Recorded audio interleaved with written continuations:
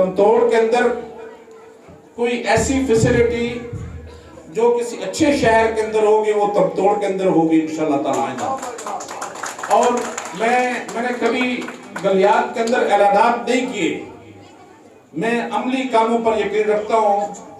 मैं गैर सियासी बात करते हुए मैं इंशाल्लाह ताला गलियात के लोगों का, उनके नौजवानों का, अपने तलबा और तलबात के मुझसे जो भी खिदमत हो सकी इंशाल्लाह ताला वो खिदमत में ज़रूर सर अंजाम दूंगा। मैं सबसे पहले तो सदाबहार सोसाइटी दमतोड़ का इंतहाई मशकूर हूँ कि आज का ये बेहतरीन प्रोग्राम उन्होंने मुनक्कद किया और हमें दावत दी। तो दमतोड़ वेलफेयर सोसाइटी जो है इसका मकसद ये है कि हो ये जिंदगी का मकसद औरों के काम आना है, ये जिंदगी उसी की जिसने ये राज जाना। ये दमतोड़ वेलफेयर सोसाइटी का बुनियादी मकसद है।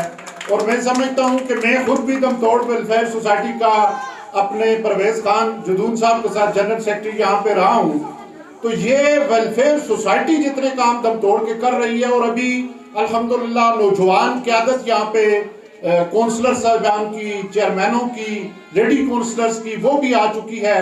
तो इंशाल्लाह हम मिलके एक टीम की सूरत में इंशाल्लाह इसको आगे लेके जाएंगे। मैं इस मौका पर तमाम स्कूलों के जितने भी बच्चे और बच्चियां फर्स्ट सेकंड थर्ड आए हैं उनको मुबारकबाद दूंगा। और आज मुझे ये अंदाजा हुआ कि एबटाबाद को पूरी पाकिस्तान में सुकूनों का शहर कहा जाता था, चनारों का शहर कहा जाता था, मगर आज दमतोड़ के स्कूल देखकर मुझे ये लगा कि इस एबटाबाद को अगर सुकूनों का शहर कहते हैं तो दमतोड़ उसका सर का ताज है। इतने बड़े स्कूल हैं यहाँ पे।